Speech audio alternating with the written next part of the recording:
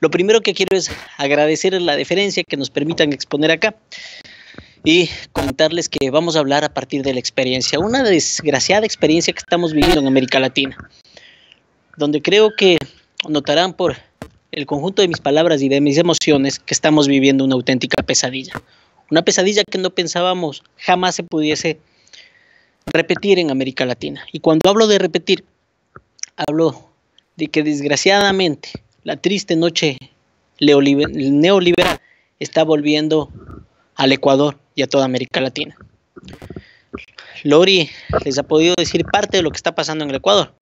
Yo voy a extenderme un poco más. Y junto con todos ustedes estableceremos el espacio de reflexión sobre lo que está pasando.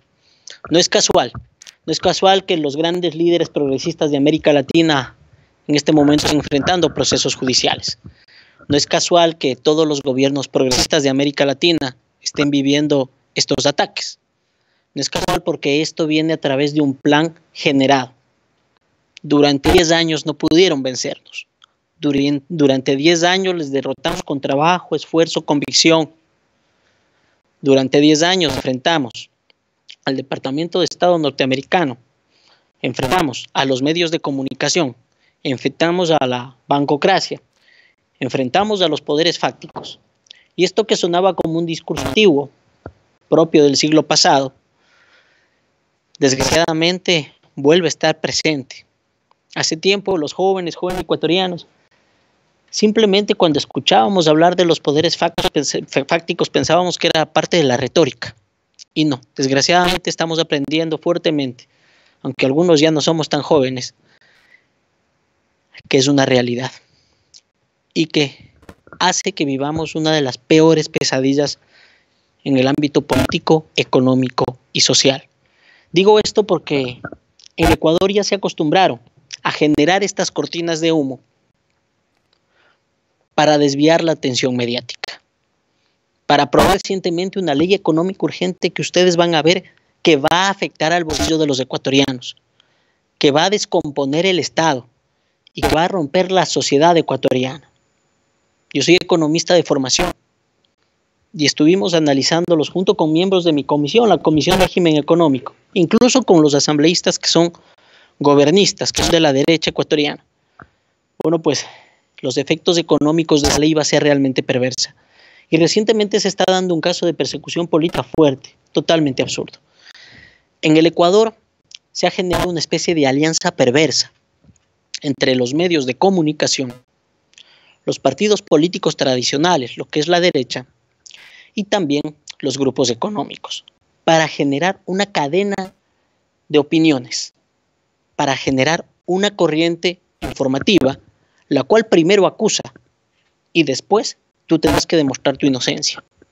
Y es precisamente de eso de lo que se trata el lawfare, que es el proceso de judicialización de la política, a través del cual destruyen tu prestigio, a través del cual te meten 30.000 pleitos, donde se violenta la Constitución de la República, donde se violenta la ley, el Estado de Derechos y no hay garantías judiciales. Recientemente, a través de un caso ya prescrito, que fue juzgado en Colombia por parte de un señor que se decía contrario a la Revolución Ciudadana, que en un primer momento participó y después fue expulsado de la Revolución Ciudadana, un señor que se encontraba fugado en Colombia porque había sido condenado, es decir, por parte de un delincuente prófugo, ahora se le está persiguiendo a Rafael Correa Delgado. Y algo que resulta increíble, incluso a momento ridículo, y es que en este proceso se violenta absolutamente todo. Primero, ¿cuáles eran los hechos? Bueno, los hechos es que a un señor de apellido Balda intentan secuestrarlo en Colombia. La policía colombiana, como es de forma natural, actúa y evita el secuestro. Realiza las detenciones, realiza el proceso de investigación y la justicia colombiana condena a 3 individuos por un intento de rapto leve. Es decir, esto ya fue juzgado. Sin embargo, recientemente la Fiscalía ecuatoriana abre el caso en Ecuador, atentando contra el principio, primero, de soberanía. Evidentemente, ¿cómo el Ecuador va a juzgar algo que ocurrió en Colombia? soberanía, la jurisdicción le corresponde a Colombia. El segundo elemento importante es que esto ya fue juzgado. En todo el proceso de investigación nunca se vinculó a Rafael Correa Delgado. Tercer elemento es que el señor que fue secuestrado no fue secuestrado por su desempeño o función política, sino que, según los datos de la propia investigación, estaba vinculado a grupos delincuenciales, los cuales realizan e intentan el rapto, el secuestro. ¿Cómo es posible que se le pretenda ahora vincular a Rafael Correa Delgado? Y cuando digo que se viola absolutamente todo, es que, según el Código Penal, este delito ya prescribió. Pero hay gente que te puede decir, ustedes lo que pretenden es que algo se quede en impunidad. No, señores, este delito, como les digo, fue juzgado y quienes estaban vinculados al mismo recibieron la sentencia de 60 meses de cárcel en Colombia. ¿Qué es lo que tenemos en el Ecuador? Es que se ha violentado la institucionalidad. Por un lado, a través de una consulta popular mañosa, una consulta inconstitucional que tuvo severas observaciones de la Corte Interamericana de Derechos Humanos, se nombró un Consejo de Participación Ciudadana y Control Social Transitorio, un organismo con la capacidad de cesar al resto de autoridades y de nombrar a dedo. Sí, señores, a dedo, de manera discrecional a las nuevas autoridades. Con eso, ha nombrado un nuevo fiscal. Y no se dejen engañar, en el discurso de ellos dirán que están nombrando los mejores. El nuevo fiscal general del Ecuador fue el octavo en el concurso de méritos y oposición. No fue subrogante, no fue quien le seguía, fue el octavo, cuando en realidad ellos lo que tenían que hacer es organizar el nuevo concurso de méritos y oposición, que era en su momento. Ahora les cuento que ahora solo es de méritos, ya no de oposición. Ya no sirve los conocimientos, el haber estudiado, el haberte formado. No, no. Ahora lo que sirve es el compadrazgo, el abolengo, el amiguismo a quien sirves. Y eso es lo que representa en este momento ese Consejo de Participación Ciudadana y Control Social Transitorio. Bueno, con ese fiscal nombrado a dedo, se empieza a impulsar un proceso de persecución política contra Rafael Correa Delgado. Y ustedes me dirán, y muchas dirán, que bueno, pues el que nada debe, nada teme. Quien no le deba nada a la justicia, que se someta a la justicia. Decirles que ese propio Consejo de Participación Ciudadana y Control Social Transitorio ha señalado que ellos están por encima de la Constitución y de la ley. Cuando en realidad todos los ciudadanos, todos los ecuatorianos, deben someterse a la Constitución, a la ley, y en el caso de ellos, especialmente al mandato expreso en la consulta popular. Pero no, violan, como digo, la Constitución y la propia ley. De este caso, que tiene ese conjunto de características, lo que tenemos es que tampoco se guardan las garantías procesales. En el caso de Jorge Glass, por ejemplo, le modificaron las medidas preventivas sin ningún motivo para meterlo directamente en la cárcel y fue condenado con un código penal derogado. En el caso de Rafael Correa Delgado, al haber sido el presidente de la República, tenían que darse desde la Asamblea Nacional autorización o no para que se lleve adelante la vinculación. Bueno, pues la jueza solicitó a la Asamblea Nacional la vinculación, pero toda esta pesadilla no paró. Para poder vincular a Rafael Correa Delgado necesitaban los 2/3 de la Asamblea Nacional, es decir, los 2/3 de los votos del Congreso de los Diputados ecuatoriano. No los tenían. Y desde la Presidencia de la República, desde el gobierno de Lenín Moreno, que pasará a la historia como uno de los mayores traidores del país, hicieron un conjunto de presiones a los asambleístas y de la propia vicepresidencia de la República. Un día intentaron un cambio del orden del día para aprobarlo con menos votos y no los obtuvieron.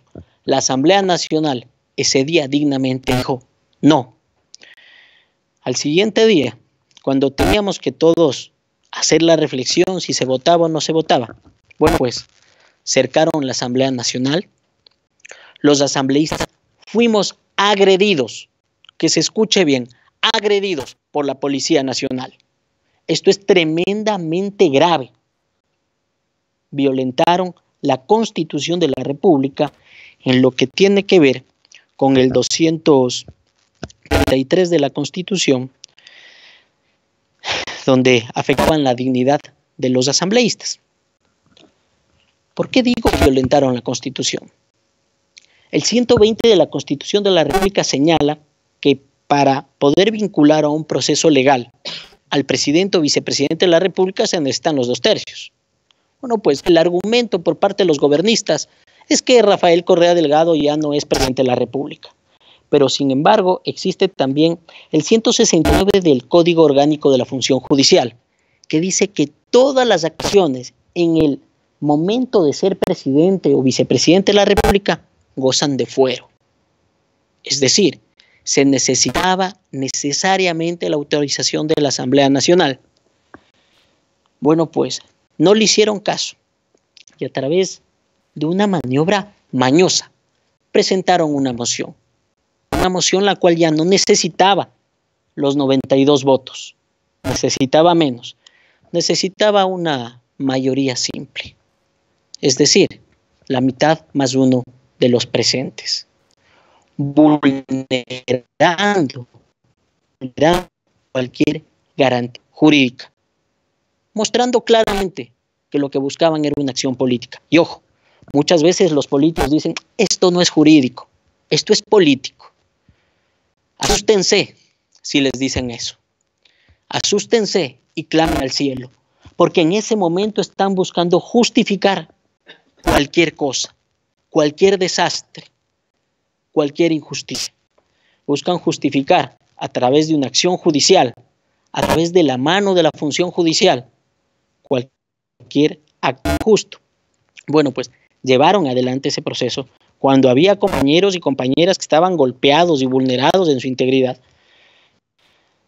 Y las actuaciones por parte de la injerencia de la Presidencia de la República, lo cual fue plasmado ya de forma brutal a través de un comunicado de la Secretaría Nacional de Comunicación que fue pública, donde hablaban de los asambleístas morenistas, insultante para la Asamblea Nacional e insultante para la dignidad de cualquier persona. Les dijeron que si no llevaban a cabo esto, tendrían repercusiones, básicamente a través de ese comunicado que fue público. Se dan cuenta que ya el proceso de persecución política en el Ecuador no guarda ni las formas, ni siquiera disimulan. Bueno, pues aprobaron a través de una moción el declararse incompetentes, que la Asamblea Nacional se declare incompetente. Y yo sé que hay asambleístas que son incompetentes, ¿no? Pero por naturaleza, no porque la institución es incompetente, ellos son incompetentes, pero esa es otra historia, una triste historia que estamos viviendo en América Latina. Llevan adelante el proceso. El análisis jurídico si era competente o no competente la Asamblea Nacional ya lo había hecho la jueza. Y la jueza no pidió ni una moción ni un cambio del orden del día, sino que lo que pidió fue una autorización. Bueno, pues finalmente se declaran incompetentes y le llaman a la vinculación a Rafael Correa Delgado. ¿Y qué es lo que tienen ahí? ¿Saben por qué le vinculan a Rafael Correa? Le vinculan simplemente por el testimonio de dos personas que se están acogiendo a algo que se llama cooperación eficaz en el Ecuador. ¿Y qué significa para ellos la cooperación eficaz? Que si el fiscal quiere, es decir, el señor que fue nombrado a dedo por el Consejo de Participación Ciudadana y Control Social Transitorio, le pueden reducir un 90% de la pena. Un chollo, una ganga, simplemente para imputar a otras personas. ¿Qué es lo que termina pasando? Estos señores dan una versión en la que inculpan a Rafael Correa Delgado. Pero se imaginan lo que sería si la justicia, a través simplemente de la palabrería, del rumor, llevase a cabo adelante procesos de vinculación. Creo que todos y todas hemos tenido un mal vecino, una mala vecina, que te acusa absolutamente de todo. Bueno, pues es eso lo que están haciendo. Sepan ustedes que la figura del cooperador eficaz no es ninguna prueba, sino que permite a la Fiscalía poder recabar elementos que sí son pruebas, elementos de convicción, elementos que le permitan poder llevar adelante la investigación, pero por sí solos no son una prueba. Pero solo con esto buscan darle vinculación a Rafael Correa Delgado. La jueza, si hubiese actuado en derecho, simplemente lo que tenía que hacer es ratificarse en solicitar a la Asamblea Nacional la autorización o no para vincular a Rafael Correa Delgado. No lo hizo, siguió adelante. Seguramente ya fue presionada. Incluso la Fiscalía pidió que Rafael Correa Delgado se presente cada 15 días en el consulado en Bélgica. Él salió del país, quería vivir con su familia. Durante 10 años le sirvió tanto a la patria, no solo a la patria ecuatoriana, sino latinoamericana. Bueno, pues, la jueza de manera arbitraria va más allá y solicita que Rafael Correa Delgado se presente en la Corte Nacional de Justicia en Quito, ya no en Bélgica, en Quito cada 15 días, acabando con su proyecto de vida, separándolo de su familia y seguramente no dando las garantías judiciales de inocencia, de objetividad. Nosotros creíamos que habíamos cambiado el país, que habíamos generado una institucionalidad fuerte, pero a través de ese pacto con los medios de comunicación, que utilizan una herramienta brutal, una supuesta lucha contra la corrupción, una cantaleta para dañar el prestigio y para quitar la libertad. No nos perdonan que enfrentamos a los poderes fácticos. No nos perdonan que en el Ecuador se respetaban los derechos laborales.